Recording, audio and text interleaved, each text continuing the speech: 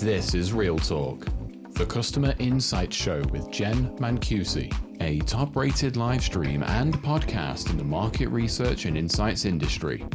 We stream live on LinkedIn, Twitter, and YouTube, and you can listen to us on all major podcast channels and watch on dbtv.tv.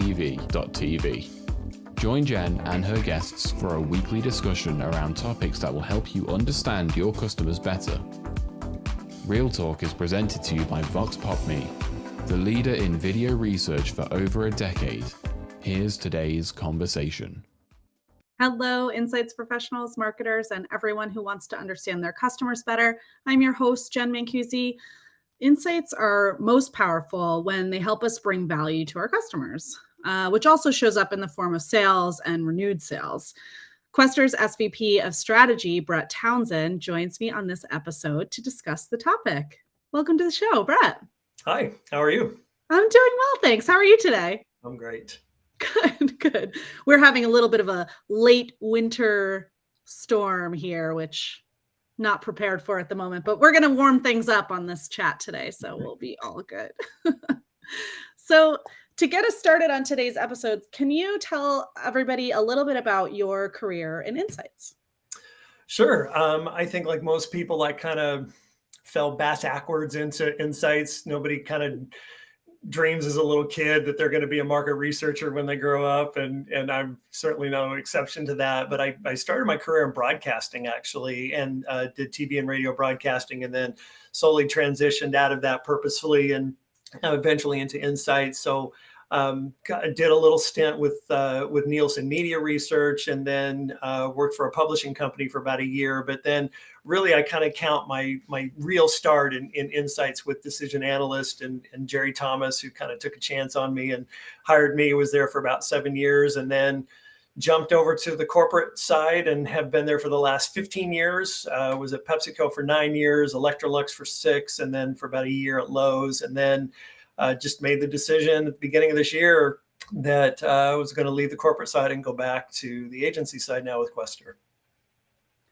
Amazing. A lot of leaps back and forth, and probably a lot of interesting learnings that you can share across those different businesses. I mean, what do you think, vendor side, client side, brand side, whatever you want to call it, partners need to know about each other in order to be successful and build those successful partnerships? I think sometimes there is a bit of a us versus them mentality, whichever side you're on. Agency side, supplier side, people think, oh my gosh, those people on the corporate side, they're idiots. They don't know what they're doing. It's like, why are they asking for this? Don't they know that that's not the right way you do it? And then the people on the corporate side sometimes look at the agency side and go, don't they understand the pressure we're under, and why can't they just do what we're asking? And so I think sometimes we're pitted against each other when we really shouldn't be. And I think that's kind of the big thing that I've learned now, being on both sides of the fence, is that the pressure on both sides is very real, but different.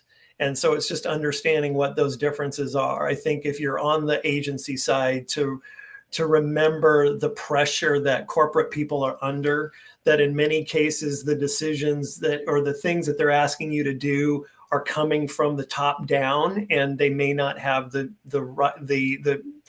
ability to push back or to do things differently. And some of the requests that we get on the corporate side are unreasonable, let's be frank. And so there's just a lot of pressure, and a lot of just the meetings that you have on the corporate side are insane. And so it's hard to get a hold of people and whatever. So I think there's just kind of understanding the pressure that corporate people are under. And then if you're on the corporate side, it's understanding that the agency people are there to help you. And in many cases, they will offer something that is a better alternative. And so if we're so locked into what we think is right, then sometimes we won't take advantage of the expertise that people have on the agency side, because they work with a lot of different clients doing a lot of different things, and they've seen a lot of things. Whereas corporate people can get very tunnel vision, where, let's say you're working on a small sub brand within a larger corporation, and you work on it so much that you think that well, everybody's got to know about this, or it's like, this brand is so huge and everybody should know about it. And it's really not. And so you could have your agencies give you that type of advice and say, well, instead of doing that, how about this? Or instead of just focusing on methodology, why don't we focus on this? And so I think it's just understanding that we're really in this together. When people talk about insights, they're talking about all of us, not just some of us. And so I think if there's more of that, just understanding on both sides and cooperation, it's really would solve so much, I think, of what's there. And not that it's bad or anything right now, that. It's not like it's really terrible, but I think there's some of those misunderstandings or just the inability to really see where the other person's coming from that causes some of the contention. Yeah, that makes a lot of sense. And you're right. It's not like it's all bad, but there's definitely, the client relationships that are the strongest, certainly for us, are the ones where we really are true partners, where we invest the time to understand exactly what challenges that our customers are being faced with. And they seek our expertise to help them, and that we are there as a support to enable them to push back when they need to, or to get the insights that they need to make the right decisions internally. I don't see as much of the us versus them as maybe a few years ago. I think it's gotten more collaborative and more partnership focused in the last several years. But those are great tips to just kind of like take a step back and try to understand the pressures that whoever you're working with is under. That's a good life lesson. Just have a little humility about what you don't know and what you don't understand, especially if you're on the corporate side and have never been on the agency side, or on the agency side and have never been on the corporate side. There is going to be just a level of experience that you're not going to have. And so just, recognizing that and having a little humility to learn about the other side, or to really try to understand those differences, goes a long way. Yeah, that's great advice for sure. You've noted that insights must lead to activation and sales, which of course, I don't think I'm unique in that, but yes. Yeah. How do you get insights into the right spot to bring sales, and where do companies start with that? Oh, wow. This is one of those questions I think I could talk for like 10 minutes straight and you would never get a word in, but we can kind of discuss this. So, where to start? I think it helps to maybe take a step back and to understand our industry as a whole, and where it came from, and the inherent limitations that are built into the system because of our origins. So if you go back to the 1930s and 40s, when consumer insights or market research is really gaining its legs and starting to develop, everybody that did market research was either an academic or a clinician. And so when you're doing market research as a clinician or an academic, your goals are different than if you're a part of a corporation trying to sell a product. So, the methodologies that were developed, in the 30s and 40s, 50s and 60s that are still in use today, they were originally there to solve a problem. We're not really understanding the emotional part of what consumers are saying. We just have data. So the focus group was invented, or large quantitative studies that really started to gain traction in the 1960s allowed us to quantify data. And so and that's where a lot of discrete choice and some of these methodologies came in. But a lot of the proof or the outcomes of those projects were more about proving the validity of the methodology, and so it would be implemented, rather than actually trying to sell a product or a service, or to innovate against, or to innovate on a brand, or develop marketing communication or things like that. So I think just inherently our industry has got a built-in need almost to prove methodologies or to focus on those things. And that's not really what corporations care about. Corporations care about impact and results. And when you look at today's world now, where you take, kind of an industry like consumer insights, which is evolving, but not at the rate of other major industries. And then you have the corporate climate today where literally every industry you could think of as being disrupted by someone or by a group of companies that have come in and are doing things, Box in our industry, Quester's done it. There's been a lot of disruptors. And then, of course, on the corporate side, we could name all of the brands that have just come in and disrupted things. It's like the need for insights has never been greater. And so, and if you look at things, kind of the way I look at it is that we should have, as consumer insights professionals, we should have no natural predators, in the wild, because everybody should want what we have. Everybody should need what we have, because we're there to help, bring answers and bring solutions. And so sales and marketing and innovation and everybody should really love us. But sometimes we're our own worst enemy because we're not focused sometimes on the right things. And those right things are, is this going to help us sell more stuff? I mean, it's as basic as that is. That's the question that I ask about everything, is that how is this going to help on the corporate side, my company, or on the agency side, my client? How's it going to help them sell more things, be more financially successful? Because at the end of the day, that's what CEOs of companies care about. Amazing. I think you touched on something really profound. I appreciate that you kind of went back a little bit in time to explain where this is coming from. And something clicked for me when you said that the outcome was proving the validity of the methodology. It wasn't about the insight or kind of what the findings were. It was like, look how accurate these results are, or whatever.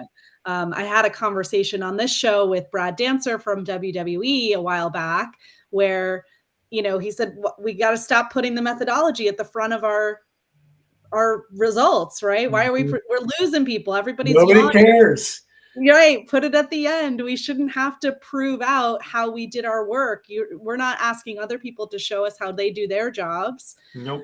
And so interesting to kind of hear where that's coming from. But I think your approach and your thinking about, like, how does this help me sell more stuff, is the link that a lot of people miss, not just in insights. I mean, in any job that you're working, like tying back the impact of what you're doing to revenue or to sales or to some kind of ROI is like, that's the golden nugget. That's what everybody wants to do, right? To really like prove out that something's working. Yeah. And it's interesting because when you talk with CEOs, a lot of CEOs don't feel like that their organizations are insight driven. And that's so, it's discouraging when you hear that. But Deloitte did a study, I think it was 2018, 2019, somewhere around there, about insights driven organizations. And about 2/3 of the senior executives that they talked to said that they don't believe their companies are insights driven. And so, and the way, and it was specifically defined for them about, where it's this consistent practice of embedding data and evidence-based reasoning into the decision-making process. And so when they don't feel that their companies are doing that, then what they revert to is many times gut decisions or listening to the inner circle and not really putting the consumer at the center of the conversation. And because we're all that way, it's not a fault of CEOs, but all of us is like, when faced with a lack of information, we just guess the best way we can and move forward from there. And we know that doesn't work. And so it's really just about how do we, it's about really proving that we are there to help the company and not to come up with things that are interesting or things that make people nod their heads a little bit. But then the worst thing that can happen when we're talking to people is when they think, well, now what? Now what do we go do? And because a lot of times when we're presenting, we're not really telling people what to go do. And that's all that a lot of these senior leaders are looking for is, I mean, I've been told point blank by several senior leaders, like, I need you to tell me what to do, or at least give me the information to make the decision on what to do. And we don't always do that. Yeah, totally. That it's true that like when you don't have the information, you don't just wait for it. You do make a decision, right? Whether that's right or wrong. So that's so critical to have the right information at the right moment. What do you think? I mean, what do you think the percentage is, if you had to put a number on it, of like how many times the data, like the decision that's recommended by the data actually is taken? Because, that's feedback I've heard from some of our customers too, is like, sometimes we have the information, we have the insight, it's leading you down a path and the business makes another decision. And that can be discouraging as well for the teams that are trying to make that impact. Yeah, what's that funny line? 60% of all stats are made up. So I wouldn't venture to guess how often that happens, but I know it happens quite a bit. And if you look at the climate that we're in, we don't have months to make these decisions like they did, like our forefathers did. And a lot of times getting 100% accuracy is not even what senior executives expect of us. Like, I mean, so many times it's like just 80% is great. That's better than nothing. And so that's kind of what I need you to help me get to. But we're looking at, shorter timelines and bigger disruption and different things like that. And so it's accelerated exactly what we do. But to answer your question, it reminded me of a story of when I was at PepsiCo. I was in a global role there, and I went over to Europe to meet with some teams there to implement some things that we were doing. And I got there, and the head of insights and marketing for that country was a little distraught. I could tell when I got to the office, and I said, well, hey, tell me what's going on. And she briefly said that they just got out of a presentation with the GM. And she said, he didn't do anything that we recommended. And I said, well, let me see what you presented to him. And she pulled out the presentation and we went through it. And at the end, I said, so what did you actually tell him to do? And she looked back over it and I said, let's look at these slides. What did you actually tell him to do? And it turns out that all they did was present data. There were no recommendations. There was no go do this because this is what this is. And she said, I feel like we just missed our chance. And I said, all right, let's do this. Before we start working on this other thing that I came for, I said, why don't you go to the GM, see if you can get some other time on his calendar in a day or two, and let's work on this. And so she got another time on his calendar. We spent the next 3 to 4 hours just redoing the presentation. It wasn't like they didn't have anything that they needed. They had everything they needed. It was just the way they chose to present it. And so we cut it down from 20 slides to 10. We figured out we got on the whiteboards and mapped out what the story that the data was. And in those 10 slides, we very clearly said, here's the problem, here's the action, here's the solution. And then at the very end, it was 1, 2, 3, go do this, this, and this. And so then she presented it the next day when I was still there and came back and she was all smiles and he's like, okay, he did it. He listened. He's doing exactly, he agreed and he did exactly with what we said.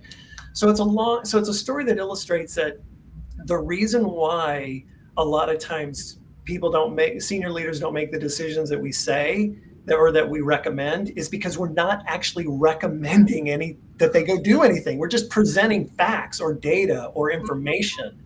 We're not really, or even just, you can tell a great story, even if you're a great storyteller, but at the end, you don't resolve it with action, then all you are is just no different than somebody reading children's stories at the library to kids. You're just there telling stories.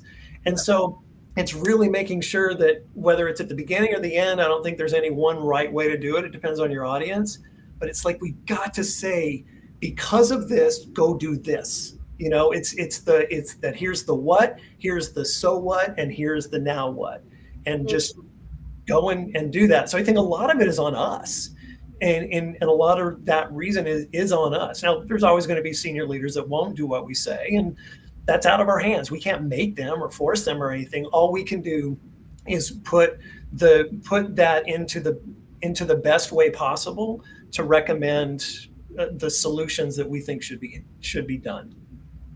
I love that story. And I hope everybody out there listening has just written that down. This is how you structure your presentations. What, so what, and now what? I love that. It's such a And simple. it doesn't even have to be in those sections, but just to include those things, because that's really what they're asking for. You know, every time I've been asked to solve a problem, it's because it's like, we don't know what to go do, or we don't know what the solution is. So it's like, here's what's going on. Here's why it's going on. You know, why is important, but now here's what we go do about it. And here's what it means to us. So yeah. It sounds simple, but a lot of times, again, having been on the corporate side, a lot of times we get bogged down with a lot of other things. Or, you know, when we're on the agency side, it's like, oh my gosh, there's just so much great info here, or so much great data that came out of this. We need to make sure they have all of it. And when I was on the corporate side, I would always tell the agency partners I worked with, I said, I don't need to know everything you know. I just need to know what I need to know. And the further up the ladder you go, the less they need to know. So I don't need to know as much as my agency partners. My CMO didn't need to know as much as I know, and my CEO didn't need to know as much as the CMO knows. And so it's just really tailoring. And that's another thing that we can do better too, is having multiple versions of presentations that we share to people. Because I would never show the same presentation to the CEO that I showed to the marketing department. Because he or she didn't need to know everything that I was telling everybody in marketing. He or she just needed to know exactly what they needed to know in order to make those executive decisions. And so a lot of times I think we just get lazy, or because we have so much going on, we don't have time. But I always made a point to have at least 2 to 3 versions of every presentation that I would give, knowing who my audience would eventually be. Mm-hmm. Yeah, that makes total sense. That's the problem. We know too much, right? And and it's the age-old problem of, if I had more time, I'd have written a shorter letter, right? Like, it's not actually easy it's simple, but it's not easy to distill it down. But that's the critical. Yeah, because and you just saying that triggered something that I would tell people. I'm like, just when you go to a restaurant and you are handed a spiral-bound notebook that is the menu, it's impossible to decide what to order. Like, first of all, you go, how could they possibly make everything in this menu good? But then the other thing is just the whole paradox of choice, and just like, there's just too much here. I can't take it in. Whereas you go to a higher end restaurant and it's a 1-sheet menu and it doesn't have as many choices on it, but it does have choices. It makes it a lot easier to make a decision. And so a lot of times when we go into these boardrooms with these massive presentations or tons of data, it just paralyzes everybody in the room. And, you know, it's like, take the simple menu approach and go in there with just the major points that you want to get across, and then the major recommendations you are giving. And then it makes it so much easier for them to internalize it and then make a decision. Yeah, absolutely. All right, let's get back to the sales topic. Oh, this is a dangerous chat, me and you. Yeah. So thinking about, I guess, what role does understanding consumers in terms of their buying journey and different stages of the funnel play into the insights for, to actually have an impact on sales and revenue? Oh, I mean, obviously it's huge. I'm not going to say, oh no, that's not important. I mean, it is. But I think the bigger key is it's understanding it is number one. And then number two, it's knowing how to action on different areas of the funnel. So, and the fact that you use funnel just reminded me of something. So when I was at Electrolux, we realized that we were advertising, we had some ads on some different websites and things that we were doing. And one of the websites that we were promoting was on a review site. And what we realized is that we were promoting an awareness ad campaign on a review website, when what we realized about appliances was that people had already made a decision by the time they went to review websites. And then it was basically just confirming the decision that they'd already made. It was like a disaster check saying, all right, I've decided I'm going to buy this Frigidaire refrigerator. And now I'm just going to go to this review site and make sure that it's not just a crappy product, that other people have reviewed it well, whatever. So that is a very end of the funnel decision. But yet we were having banner ads touting, like trying to get people aware of a new line of products that we had. And so by simply understanding, once we got a better handle on the the journey of the appliance buying journey, we simply said, all right, well, we can still advertise on the review site, but let's have a different ad there rather than something that's top of the funnel that's on a bottom of a funnel website. And so I think it opens up a lot of things. You understand, the decisions that the consumer is making at each stage of the process. And then it helps you understand what information do they need at each stage? Where should we be advertising? What should we be saying? How should we be communicating with them? What tone should we be taking? It's all of those things that really matter, because again, we're trying to help them make a decision, and we're trying to help them, obviously our job is to help them behave in a way we want them to behave. We want them to buy our product, not our competitor's product. Mm-hmm. And so the more that we understand that and can articulate it, the better it is. And then the other thing I would say is what's overlooked a lot of times is the fact that every decision that we make as humans is emotionally driven. And there's a lot of research that backs this up, but sometimes we just want to focus on the rationality of the data, and humans don't act rationally. I mean, you and I both have done so much work where we're just like, no, that's so irrational, but yet it makes perfect sense to the person who made the decision because it was an emotional decision. And then a lot of times we try to back up that emotional decision with rational facts that fit our story. And most of the techniques in traditional market research have been measuring this system 2 type work, and it's all after the fact justification of emotional decisions. And so it's important that we understand the emotional drivers behind those different stages of whatever our consumer goes through, because that's how they're basing their decisions. Yeah, that's totally true. Everybody, whether it's a business purchase or a personal purchase, it's an emotional decision. We justify it later. Even if you haven't actually made the purchase, you've decided later. Yeah, and that's why people are going to the review site, right? They already made the decision because they like the color of that washing machine.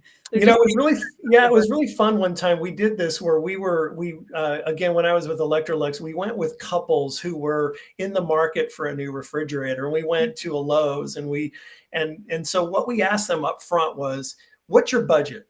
What are you going to spend on your new refrigerator? And we asked them to give us their budget parameters, because we didn't want them to try to focus on something that they couldn't afford.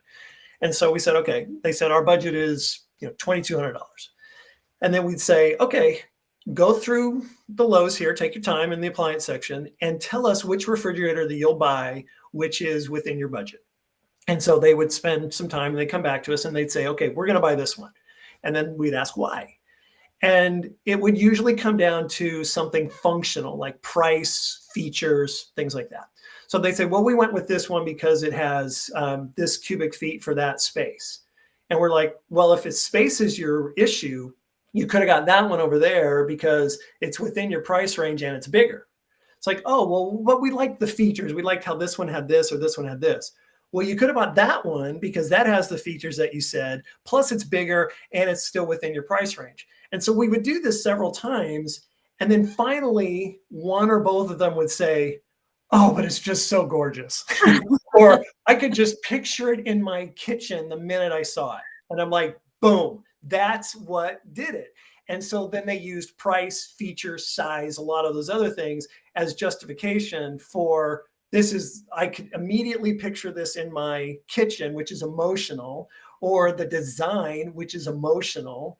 And so then we started to realize how much emotion is wrapped into appliance purchases, which, really seemed very functional for a long time. But when you consider most people own their appliances for 10 to 12 years, anything you enter into a relationship with for that long is going to be a high level of emotion involved with it. And so I think that's an important thing, is like, what is the emotion that's involved with your product, your brand, and the whole shopping process? Because without that, you won't be able to accurately be you won't be fully consumer centric or be able to accurately recommend what to do, because you don't understand what they're thinking. You're just seeing outputs of that. Yeah. Yeah. And it's what you've just described. Like, what that says to me too, is not just like how emotional these decisions are, but how hard it is to get there. Yep. Like it's buried under so many layers of this Mhm. rationality that we've used to justify it, that the research that needs to be done to get to that point, like when you think you've hit it, like you got to keep going to get a little deeper, because there's Yeah. always more below the surface of really why people are making those decisions. Yeah, because that's why you see a lot of people are, because we got pushback from our sales team when we were talking about that stuff because they were saying, well, everything's price driven. And I said, well, if that's the case, then why doesn't everybody just buy a top mount refrigerator, which is the freezer on the top and the refrigerator on the bottom, what some people call their beer fridge nowadays. But it's, the same kind of fridge we had in our student apartments in college or in our first apartments, when we were on our own. I said, that's the cheapest thing we make. So why doesn't everybody just do that? And they said, well, some people don't want that. I said, oh, so it's not about price then. It's about style, And so when I think it's just, we've been conditioned to think that it's those rational things that really cause people to make their decisions when it's really not. And so I think it's just educating. It's showing proof. We'd have to back that up, with really good data, and we would use videos. We would use consumers to really bring it to life. But we have to put in the work. We have to put in the effort. And a lot of that, it kind of goes back to us, is that it's not just running a survey or doing a study. I mean, we have to do the work, and we've got to really dig into what's going on. And very rarely is it going to be one study that's going to answer all of our questions for us. And again, but we have to make sure that what we're doing is actually answering the question. Going back to what we're saying about methodologies, not worrying about a methodology, but worrying about how is this going to answer my questions or solve the problem that's in front of us. Mm-hmm. Yeah, absolutely. And this is a good segue as you're talking about the sales teams. Like, what sort of information, what insights we talk a lot. I'll back up a second. We talk a lot on this show and just in all our conversations, like what information does marketing need to make their decisions from insights? Like, what information does product and innovation teams need in order to make their decisions? Like, one of the things we almost never talk about is sales and how insights can support sales. Like, what sort of information do they need to be able to do their jobs better? Yeah. So what I'll back up a second and say one of the best things that we can do in our industry is to recruit salespeople to come into consumer insights, because it gives us a different perspective on our own industry. And then you're dealing with people who were end users of what we were offering, and that they can better tell us and coach us and help our industry be better at working with salespeople. And so I've always advocated to bring in people from outside of the consumer insights industry into insights positions, but especially salespeople, because they really help train us that way. For me, it was taking a position at PepsiCo in the field on a sales team. And oh my gosh, I learned, I thought I was, what am I trying to say? I thought I was revenue driven and worrying about sales before then. And then I got there and I was like, oh my gosh, I'm not as much as I need to be. And because if you're not helping them sell stuff, you're just taking up space. And so just that role for the 2 years just taught me so much about it. So to answer the question, what I would say is, it's different for everyone. There's no way I could sit here and say, this is what marketing needs, this is what sales needs, it's whatever. You have to know your audience. And that's why asking questions up front is so important, and not just being order takers and listening to what we have. I love it when people would come to me in my various roles and like, hey, Brett, we need to do focus groups. I'm like, no, you don't. They're like, hey, Brett, we need to do an ANU. I'm like, no, you don't. and it was just saying, okay, let's talk about it. It's like, before we worry about how we're going to talk to the consumer, let's talk about what your question is. Let's talk about what the problem is. Let's talk about what success looks like from this. And so what I would say is, every marketing project I did had a different answer that they wanted. Every sales thing, other than, of course, how do we sell more stuff, had a slightly different angle to it. And so we have to treat each one of these things under the umbrella of, yes, everything we do is going to lead to sales, but how we go about that is going to vary from project to project, from company to company, from department to department, whatever. And so it's not me trying to evade the question, but it's just in my experience, we have to ask those questions as to what do you need from this? What does success look like? How am I going to deliver on this? Really understanding the real problem to solve before we even go do anything. Mm-hmm. Totally. And I think too, like, there's a lot of conversation about how insights can be more proactive. Like the more you're asking those questions, as there's always going to be questions coming to insights. We need to understand this. Can you help us understand? The more you dig into the what's behind that question, then you do have the ability to be more proactive because hey, sales really cares about X right now. I know this because of these last 5 projects I did for them. Then you can proactively bring them information that they haven't asked for and add even more value. I mean, that's really what everybody's after. Because to that point, Jen, one of the things that happens in our industry is we're too often accused of working in silos, and just doing the data and not really understanding the business. And with the insights teams that I led, I made it a requirement of my team to attend the monthly business review meetings, the monthly team meetings of the groups that they supported, because we had to get better at our business acumen. And to your point about being proactive, it's hard to be proactive as an insights person if you don't understand the business. And so when you are in those business review meetings, and sometimes it wasn't part we weren't part of the invite, and I would have to go to that leader and say, I would really like to be invited to this meeting, or I would really like so-and-so on my team who supports you to be in this weekly team meeting with you and in your monthly business reviews, because I need them to learn more about your business because it's going to help them be better. Who would say no to that? And nobody ever did. Right. And so what it does is it takes us out of the silo and puts us into the business. And it helps us with our acumen. It helps us understand things. So then what would happen every single time is that the insights people were the ones driving the agenda, not the other way around. And it's like, oh, because we know this is going on, or because we know this is the business problem, or we know that we need to develop this over here, I'm going to propose that we do certain research projects that will answer these questions and solve these problems rather than wait for people to come to me. Mm-hmm. And so I think that's such a huge thing that we have to do. And, and again, it's not that nobody's doing it, but it's not happening on the level that it should, where we truly understand all aspects of the business. And that's why, what was so great about working for the large companies that I worked with was the opportunity to really get a vast experience in a lot of different areas to learn how to work with different audiences, different constituents, different cross-functional teams, different consumers, different salespeople, and different parts of the business, so that you can sit back and really understand how the business works overall. Such a huge part of what we should be doing in insights.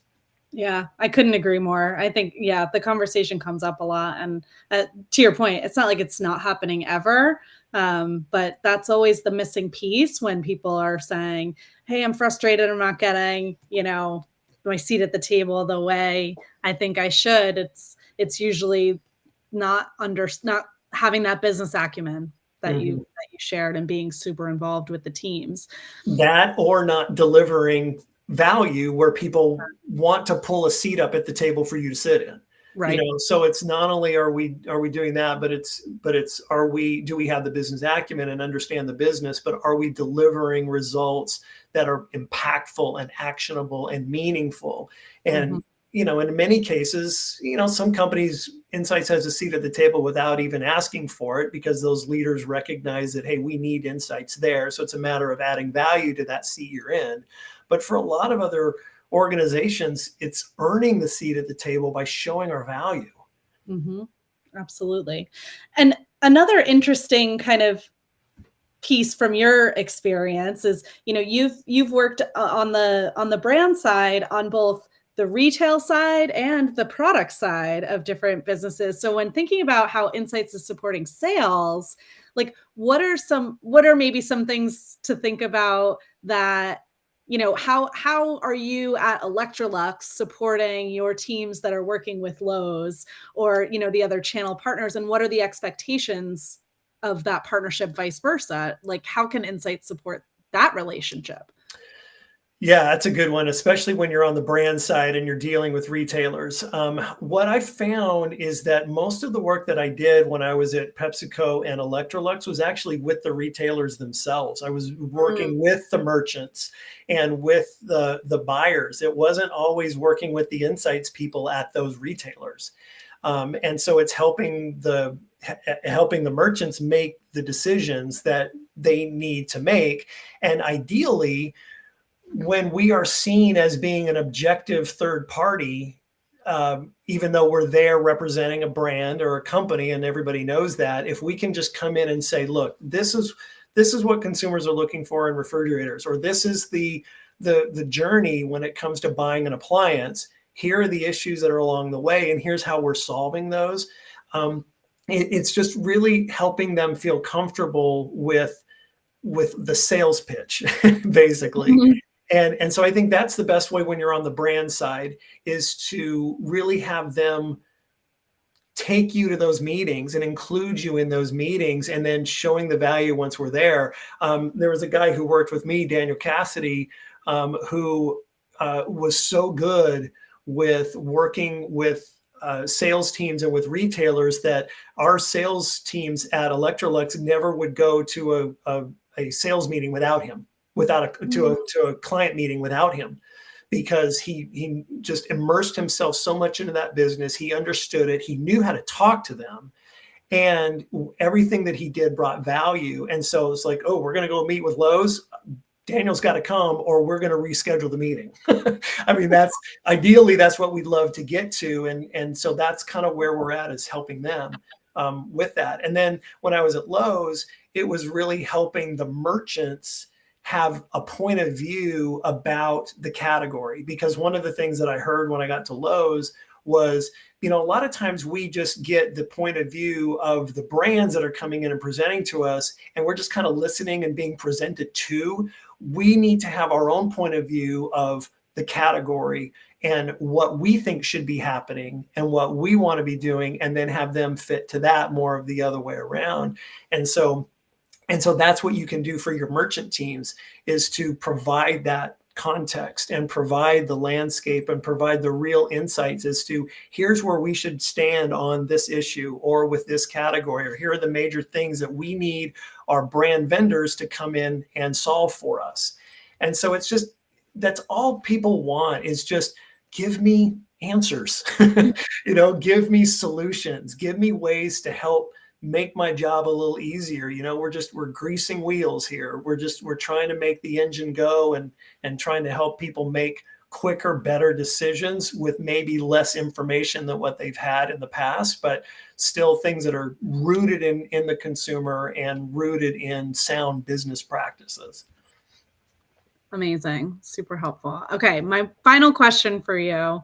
How do you, if you're, an insights leader, how do you measure the success of what you're doing when it comes specifically to supporting sales efforts? Like, how do you know that your approach and what your day-to-day work that you're doing is actually working and having the impact that you want it to?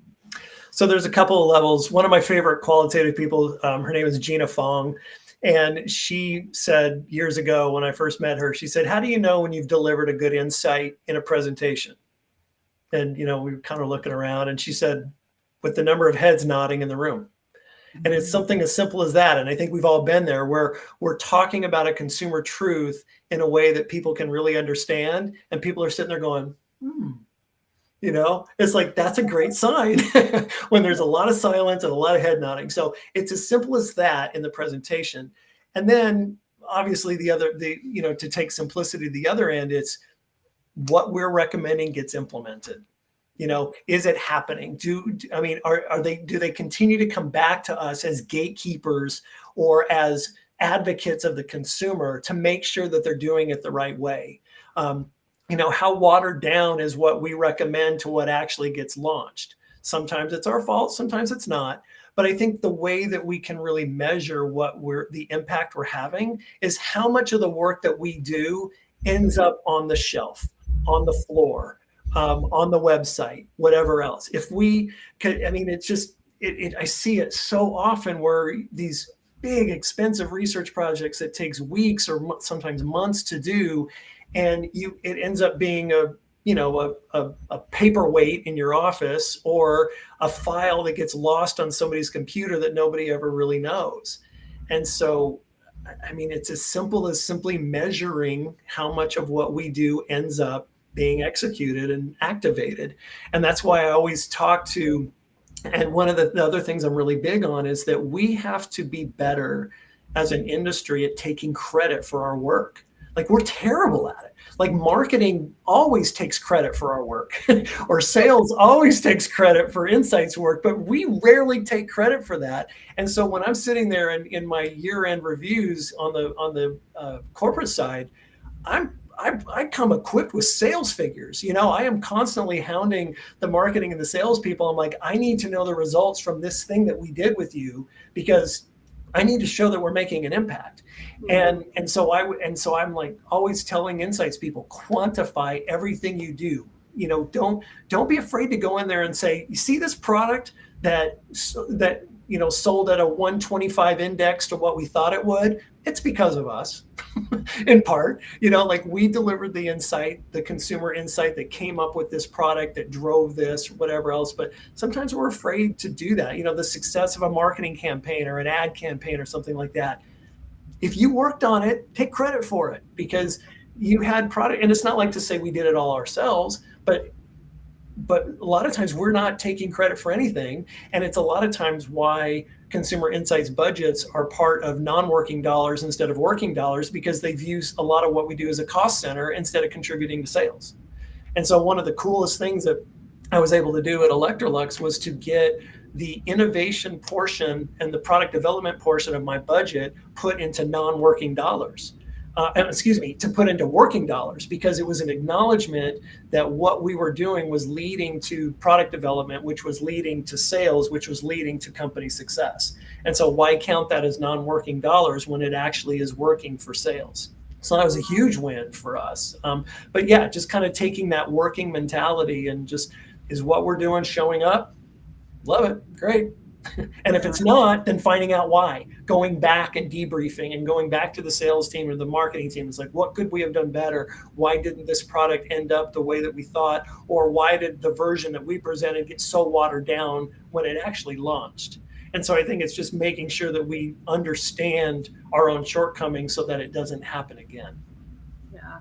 And it sounds like really like connecting those dots for people and not just letting it, the job isn't done at the recommendation, right? It's then connecting the dots to what happens after and the results of what happens after, and to tie it back to the work. Because if you're seen as the true consumer advocate, they are always going to come back to you for questions. And it happens all the time. It's like, okay, hey, we're on this next stage. Tell us again about the tone that we should be taking with this particular ad that the consumer liked or didn't like, or this particular feature, how important is it compared to this other one? Because we have to choose, we can't have both. So then we're constantly feeding that information. So really it's a constant iterative process. And then even when the product's launched and on the shelf, there's still work to do there too. But I mean, but you are being, you're having a lot more success when it is much more of an iterative process from beginning to end than simply, well, this is the stage gate where we do consumer insights, we check the box, and then you don't ever hear from them again. Right. Totally. Yeah, that's the goal, right? Is to just be fully integrated and immersed and just constantly giving feedback. Yeah. Well, this is amazing. Thank you so much for this conversation. Oh, thank you. Loved hearing your perspective. Yeah, I really appreciate it. Yeah, great to chat. Thanks again for inviting me on. Appreciate being here. Absolutely. Thanks everybody for joining us today. We'll be back with another episode later this week when Laura Eddy of Realtor.com joins us. We'll see you then.